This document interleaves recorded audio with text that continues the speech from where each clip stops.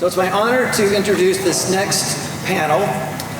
This one also is very important to me, titled Innovation is Not an Option. And Joydeep from Gilead today spoke about how important it is to put, yes, technology and process innovation, but it has to be in the same bucket with culture. We're a slow-moving industry, and we have to change that up front. So we're inviting Dr. Daniel Haters, who is a PhD in bioengineering, as our moderator. And this esteemed team is going to talk to us about how they are thinking about taking innovation, operationalizing it, putting it into the culture so that it's not an option and it becomes a part of just the way that we do business. Thank you very much.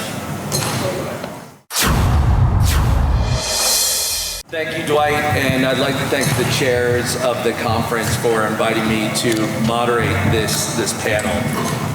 As Dwight was alluding to, healthcare lags behind other industries when it comes to transformational change. With AI's rapid acceleration across all aspects of human life and the entire industry being disrupted by consumer-focused companies now like Amazon, as was being spoken about, Google, Walmart, and Walgreens, not to mention digging out from the devastating effects of the pandemic. It's time to build innovation with guardrails into the culture and shift budget and focus from keeping the lights on to disruptive and safe innovation and exponential value creation. My name is Dr. Daniel Haters, and I have the honor of serving as the moderator of this panel. I'm a scientist by training, a biotech entrepreneur by experience, a digital health venture capitalist completely by luck, and I'm currently an operator, again, serving as the CEO of Model Medicines, an AI drug discovery company which has discovered novel oncology and infectious disease therapeutics, including a first-in-class, best-in-class pan-antiviral. However, you guys are in for a real treat because in the prep leading up to this panel, I cannot tell you how much I have learned about healthcare from the folks that are on the panel here today. The folks that are on the panel here today represent operators who are leading transformation at some of the best, brightest, largest, most impactful companies in healthcare today. And with that, I think I'll turn it over to each of you, maybe starting with Rhonda, if you could introduce yourself, and maybe we'll go down the line. Great, thank you so much. Good afternoon, my name is Rhonda Longmore-Grund. It is a pleasure to be here. I am currently the chairman of Glassbeam. Through machine learning and artificial intelligence, we have a predictive analytics platform that allows providers and systems to manage their clinical infrastructure, the clinical engineering infrastructure in one pane of glass, really predicting downtime, minimizing disruption, et cetera. So behind the scenes, but a very important piece of operational infrastructure. I am a professor at Chapman University teaching entrepreneurship and venture capital, and then up until last year I was the CEO of Alliance Healthcare Services and its successor entity, Acumen, which we worked with about 1,000 hospitals across the country delivering advanced imaging and cancer care. Most of my background prior to that was in tech, but as a CFO or an executive in finance and largely in the OEM space and semiconductor. I'll turn it over to Tim. Hard to follow that. My name is Tim Kuruvilla. First of all, I want to maybe really thank Ty and the organizations of the organizers of this healthcare track for all the interest, the energy, and really the dialogue, right, around how we can collectively transform healthcare, which is near to all our hearts, both professionally but also personally. By way of background, I currently lead the global commercial team for Roche Information Solutions, which comprises our digital health portfolio at Roche, from workflow solutions, analytics, clinical decision support, digital biomarkers in 3 disease areas: oncology, cardiovascular, metabolic, and neurodegenerative.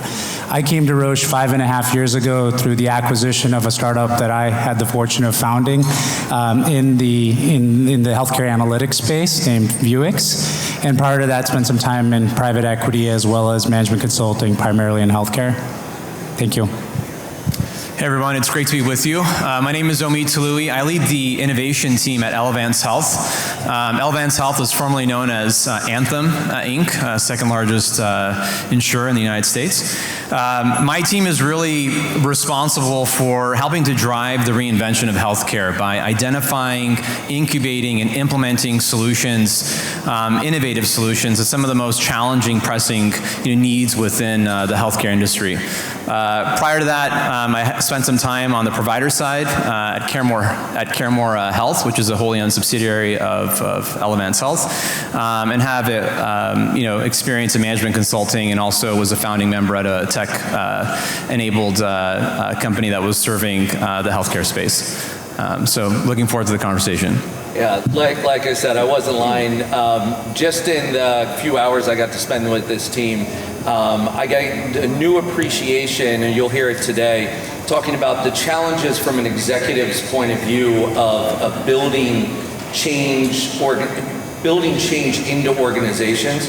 And I think you guys are in for a real treat. Maybe with that, this may seem like a simple question, but I think I'd like to start the panel off with talking about just what is innovation and how do you define it? Is it technology? Is it a business model?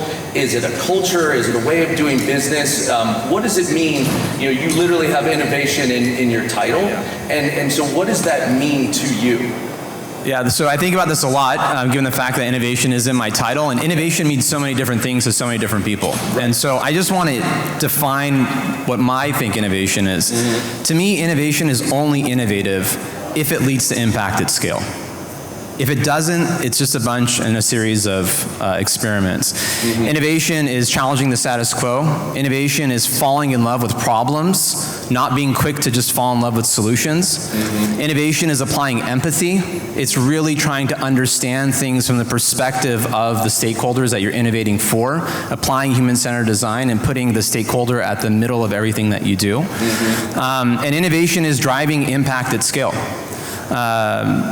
I think fundamentally that to me is what innovation is.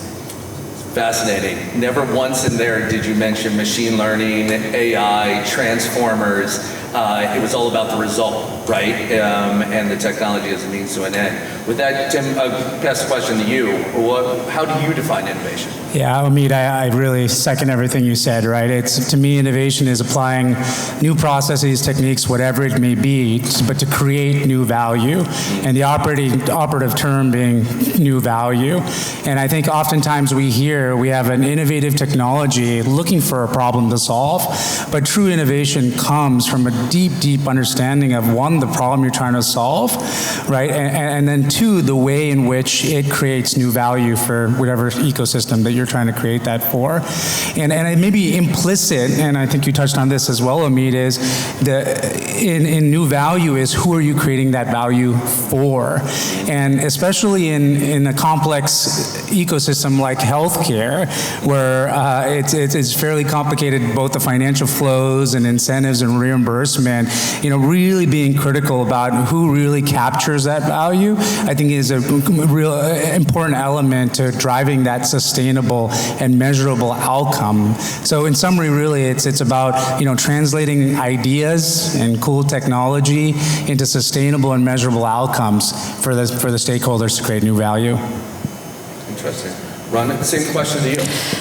I'm not sure how to top those two answers, but for me, innovation is very broad, and I would agree with you. It's not about a particular application or a tool or technology, but it's really, it's not just about destroying and replacing something that was there, but also being able to bring value on the margins of existing process, so you can find value, not only in a complete overhaul or complete change of a business model, but also at the end of a business model on the I would say the fringes of the margins. And it's happening everywhere we look in healthcare, in every single space, whether it be patient care, whether it be diagnostics, whether it be the patient journey. It's touching every single piece of that healthcare journey, and it's very transformative, daunting, exciting, all of those things. I've noticed here as a follow-up, each of one of you, while not mentioning necessarily technology, spoke to stakeholders here and multiple stakeholders. Healthcare obviously is a space where you have, at the minimum, you have patients, you have providers and physicians, you have risk-bearing entities, and that's just where it starts, right? So sort of a question back to you guys, can you do something that's innovative without touching all the stakeholders? Is that even possible? Would you want to begin? Yeah, please. I think any innovation where you create value in healthcare starts with the patient. Okay. But I think when you actually improve the patient experience, you are extending to other stakeholders, whether it be the physicians, whether it be your partners, your payers, and your investors, et cetera. So, certainly there are broad, the thinking about bringing innovation to support, broader healthcare, health improvement for a community. What does it mean to have a society that has better health, has implications across, the full ecosystem? That is really broad stakeholder base, but I can't see how you don't automatically improve and touch each one of those stakeholders, payers, physicians, et cetera, once you make the patient experience better. Mm-hmm. Yeah, maybe the way I'd look at that is perhaps you can create incremental innovation, within your own silo. But I think we're all here to, have transformational impact, right? Yeah. And to have transformational impact in this space, understanding all those key stakeholders and their incentives and their interests, and bringing that together, as much as we can, I think is a critical element. And then more and more as we're in forums like this, I appreciate the humility that many of the parties in the system have also come to the table with, recognizing that no one can do it alone. I keep hearing that over and over, and really appreciate that, because I think that's a critical element to the more bigger and more important work we're trying to do. Yeah. I have a lot of brilliant minds on my team, and we have this motto on our team, which is, and I stole it from the Pragmatic Institute, so I'm not going to take credit for it. It's, your opinion, while interesting, is irrelevant. Your opinion, while interesting, is irrelevant. And what that means is we have to withhold what we think the right solution is, and we have to really put ourselves in the shoes of the individuals that we're solving the problem for, and understand the issue or the process or the opportunity from the perspective of all the different stakeholders. So we have a dedicated human-centered design team on the innovation team at Elevance Health that literally everything starts with them. We start with first going deep on the problem, understanding it from the inside out, before we even start to conceptualize what a potential solution might look like. Yeah. By the way, I'm going to steal that for my next Tuesday all hands. That's how I'm going to start the meeting. That should go over well. Let us know how that goes. You're going to have to set some context on that comment. No, but I have to say, even relating it to the biopharma world, I appreciate where you guys are going, because we talk about all the time, everything that we do, how interesting it might be, none of it matters if we don't create drugs that solve disease. All of it is show. It's theater, unless you get to that end point and you're solving disease and making people's lives better, right? To that end, however, I think that provides us a perfect segue, where we started this by, I was saying that we need innovation. All of us are up here because we're quote unquote innovators. Nonetheless, innovation and healthcare have not really gone together at scale, right? Even I'll speak on the pharmaceutical side, although many people would try to dispute this. In truth, most innovation there has been luck and serendipity rather than true process-driven innovation that's occurred. And I think the care delivery side is probably not that different. So what is it, though, about healthcare, around care delivery, that has made innovation so difficult to this point? I mean, I think we're just alluding to multiple stakeholders, but I'm sure that's not it. So I'm interested in your guys' opinion about what are those impediments, and what do you think about the relative difficulty of overcoming some of those impediments? Tim, maybe I'll start with you. Yeah, there's a long list here, and certainly, we have to be optimistic. So if I think about a common thread throughout some of the conversations today, one thing that I hear far too often from health system executives is that we're data rich and information poor. Right? So all the friction in the system today to be able to bring together the data that's required to provide the insights, actionable insights, meaningful insights to the point of care, I think is a real challenge, and it continues to be a challenge.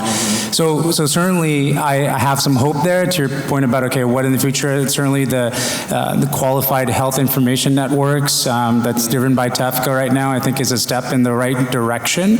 And once again, we have to now bring many parties together to participate for us to collectively empower that, right? The 30% of hospitals that today aren't sharing data with an exchange, right? The friction between providers and payers and the competitive nature that's lent them to not share data effectively with each other. Having one single source where patients can access all their information in an easy way. So I see that as a critical element. Maybe a second one that I'd like to touch on as well is, it's been now 12 years or 13 years since the Affordable Care Act passed, and we've been talking about the shift from volume to value, right? And I'm a big believer in value-based healthcare, but at the same time, the reality is that the majority of the way our systems are operating today are still in a volume world. And so as we talk to health systems as well, they're in this like two boats, right? One foot in each, and that's really hard to drive long-term future vision in a value-based orientation when today kind of milking the proverbial fee-for-service cow, right? And that's and even very, very leading health systems are recognize that that's what's paying the bills today, and they have to kind of focus on short-term while still kind of thinking about innovation, but it's not leading them fully into the right direction. So maybe I'll touch on those two and certainly give my panelists. Yeah. Omid, it looks like you were. Yeah, so it's a complex question, one that I think we could probably spend like an entire session talking about. Yeah. It could be a retreat. Yeah, totally, 100%. It could be a business case study. That's right. I think there's a couple things. I think one, we oftentimes don't focus on the things that are really driving or going to drive value when it comes to innovating. I like to think, I use this analogy, which is like the patient comes into the emergency room, they have a massive wound on their leg, and it's like bleeding, right? And then you don't go up to them and say, hey, by the way, we noticed you have like a ingrown toenail. Maybe we should, go after that first.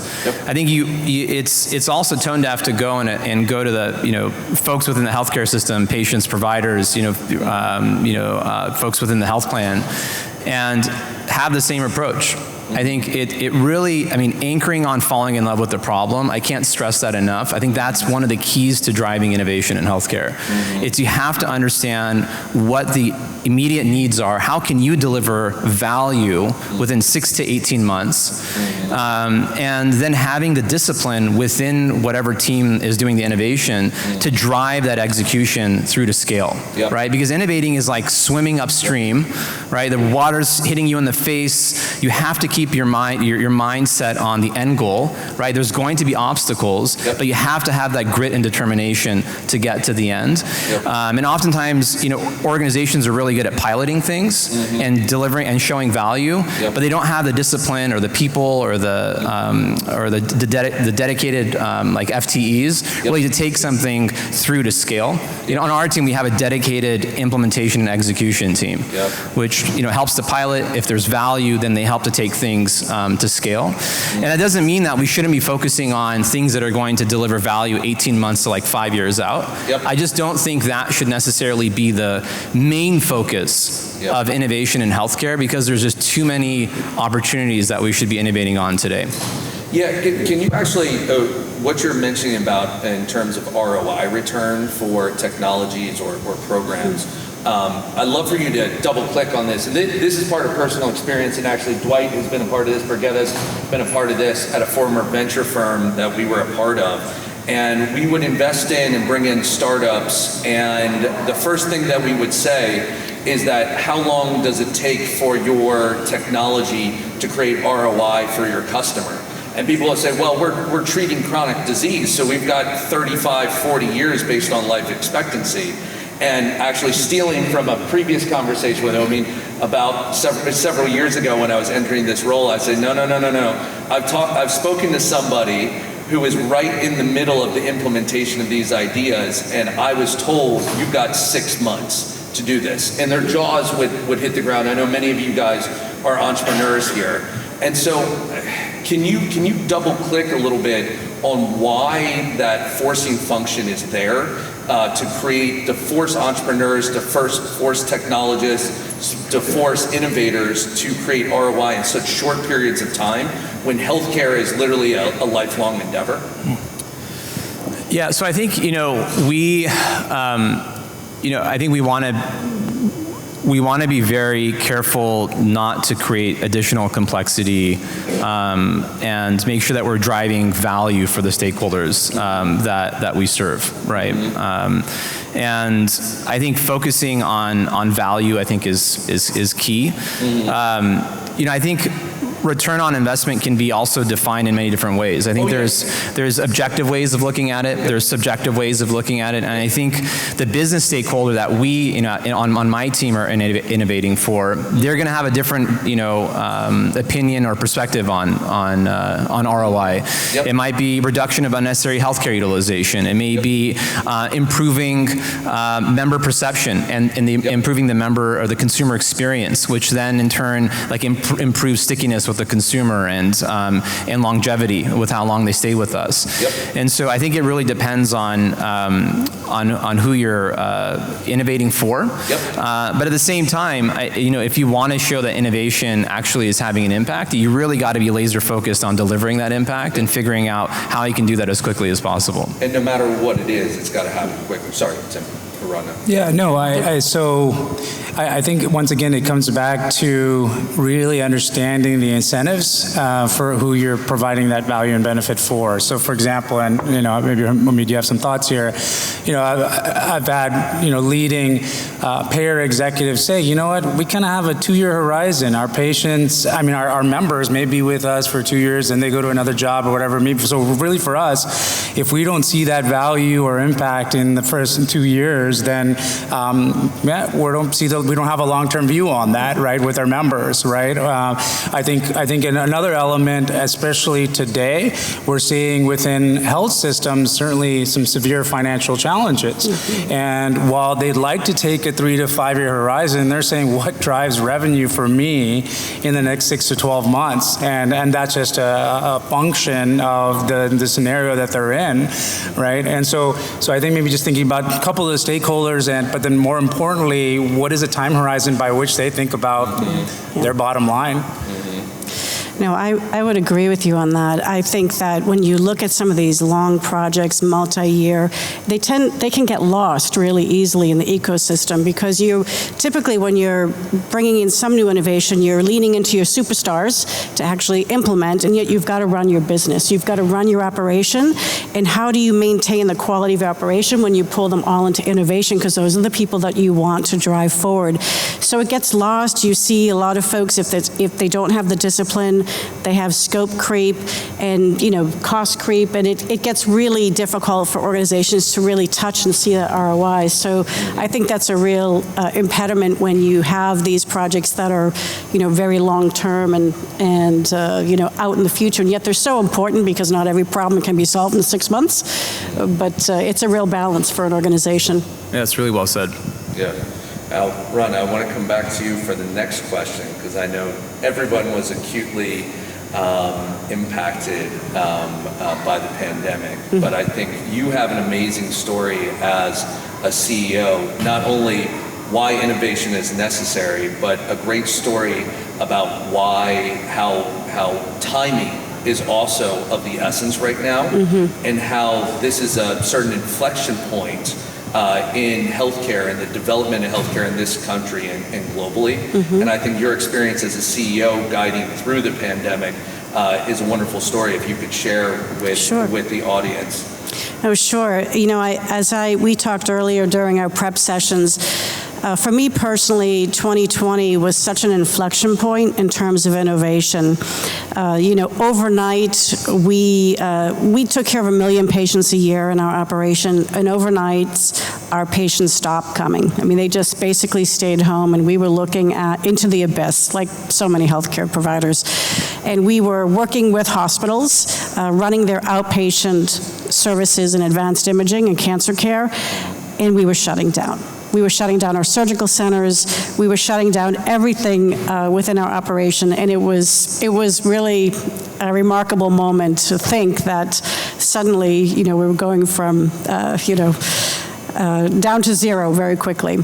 So, you know, we embarked upon some very aggressive moves with the company. We made changes that we never thought were possible in the time frame. As I mentioned this morning, we took the company down to studs in 2 weeks to survive and protect the mission, and we rebuilt the company within 90 days. And it was a very transformative time at the company.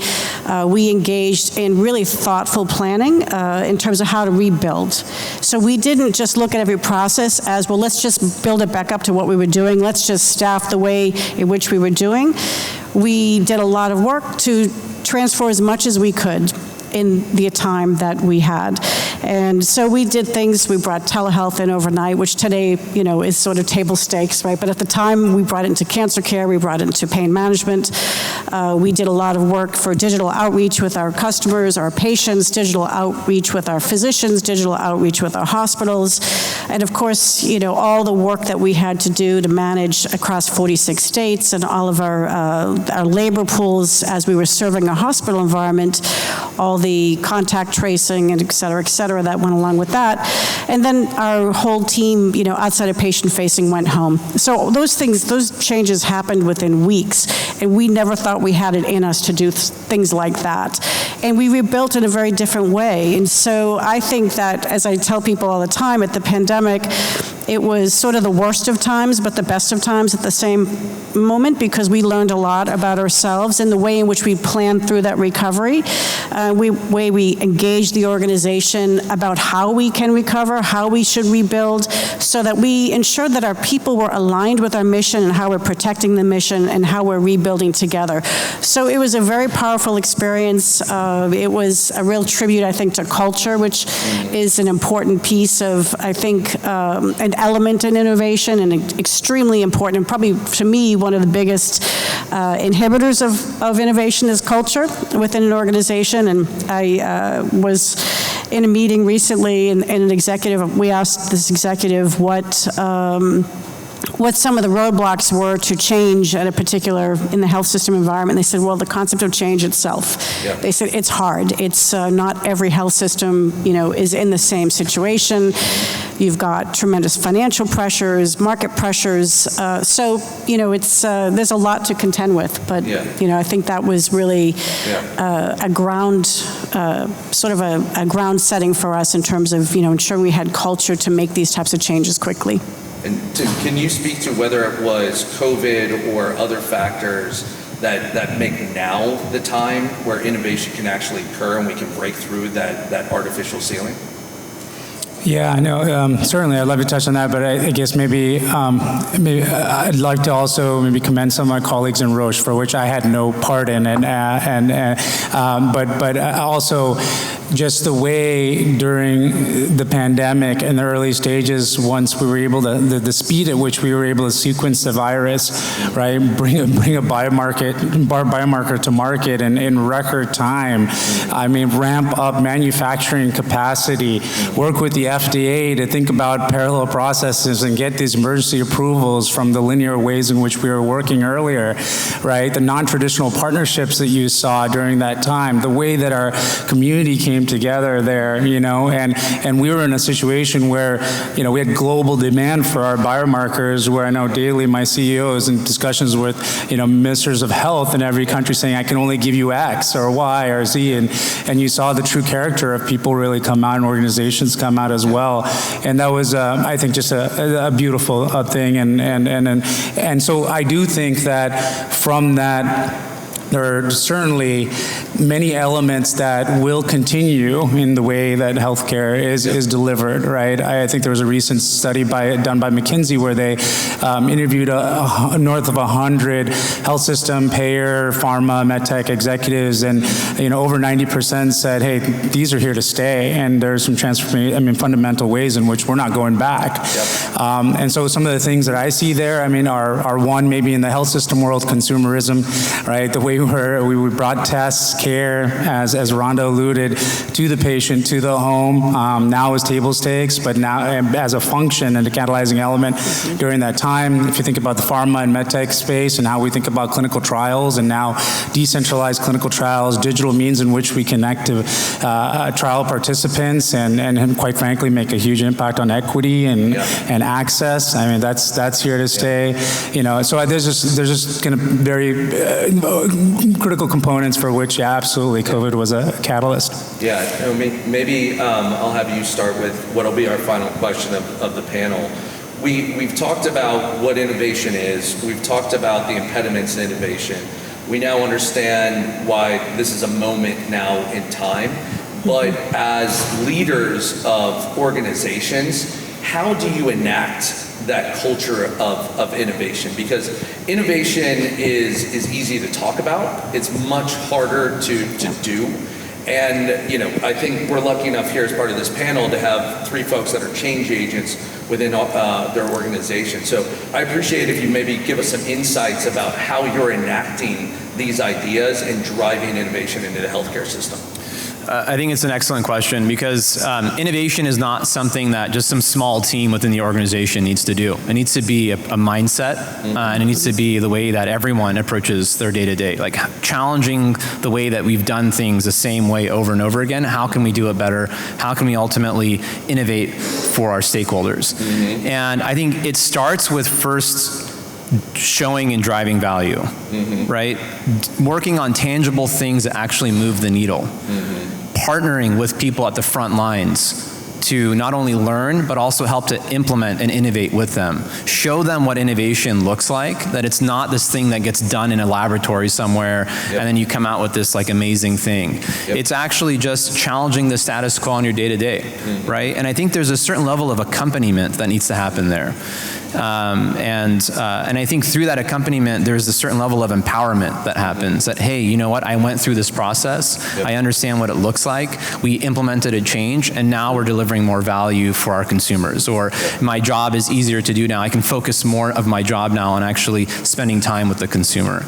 And I think through that process, you'll then see, I think, innovation take hold more broadly. But I think if we only focus on like the really cutting edge, bleeding edge stuff, that's just not going to happen, because to the majority of the folks within an organization, that's going to seem very much inaccessible and out of their realm, right?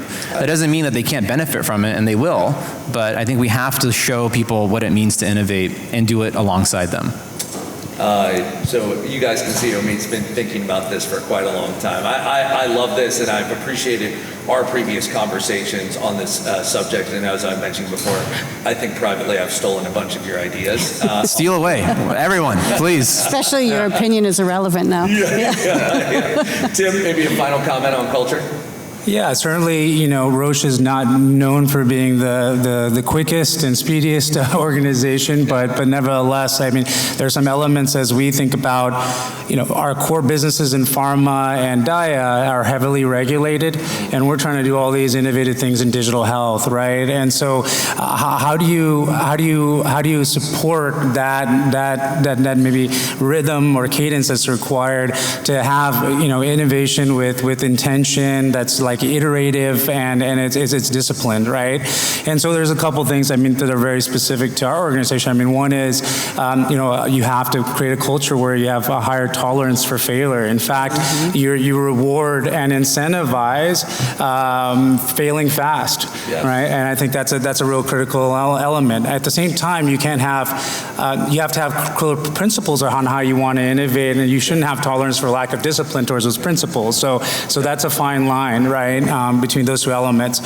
From a ways of working standpoint, I think large organizations can become very siloed, but how do you truly bring together these multidisciplinary teams where innovation really is spurred, right? And create what I call this intellectual friction, amongst these teams to be able to bring the most creative ideas to bear, but also how you effectively implement them with the multidisciplinary approach in mind. Yep. So those are maybe a couple of ways in which we think about that, and then certainly incentives, right? How do you measure that in the right way? Not only outcomes measurement, but also process measurement, right? Yep. What are you looking for as you think about the funnel of innovation in the right way, and how do you really test your assumptions along the way? But then at the end of the day, really be able to calculate what's your R&D versus your R&D or expense versus your 5-year sales return really on that innovation too. Yep. So I think being measured in that as well. I love just personal experience, what you're talking about, removing the fear of failure. Yes. The only thing that I speak to my team about is I don't care if you fail. To be completely honest, whether you work in venture capital or you work in startups or an innovation unit within a company, you expect to fail. And if you don't, you're not, Right. you're crazy, because the numbers tell you most likely you will. But the one thing I ask my team constantly is that when you fail, I need you to learn from that. You need to be able to explain how you fail. And I think that small difference allows you to move beyond. Yep. And I hear a lot of that in the way that you're speaking, which is exciting to me, someone exclusively in the startup space, that you're bringing this to a large organization. Rhonda, I'll let you have the last word. I would agree. The way that you learn from your failures is as important as the way you celebrate success, right? And so, there's so many elements of culture that I think are important in terms of innovation, and so, making sure you have a safe place to innovate, because it's not always safe, because sometimes organizations are sort of set in their ways with internal inertia. There's the fear of, what does it mean for me as an employee? If we innovate, will I lose my job? Will somebody have more visibility into my work? So there's lots of barriers, but when you think about that, I think about driving and fostering this culture of collaboration and of trust. Very powerful to have that trust element, and personal accountability, and teaching people to think like entrepreneurs. So what would you do if this was your business? What would you do if you were the one investing money in this business? And I think when you work on that culture, and it's a journey, it's not a 6-week project that you implement culture and you're done. It's a journey for organizations to really strive for this culture, to then drive alignment. So bringing organizations together around the mission, and then helping them to engage in the strategic planning, and being very intentional about prioritizing all of your innovation, prioritizing innovative projects, not just putting it on a PowerPoint presentation that says, this is our vision, our mission, our strategy, and we're going to innovate, but not then putting your dollars behind your words, if you will, which is sort of hard for many healthcare operators, because you're running really hard in terms of running your business every single day. So it takes a lot of thoughtful engagement and planning to start to maybe incrementally show innovation is accepted in a way of life going forward. I love it. Well, that'll be the final word. Thank you to all of our panelists today. Appreciate you guys. Thank you so much. Thank you, Daniel.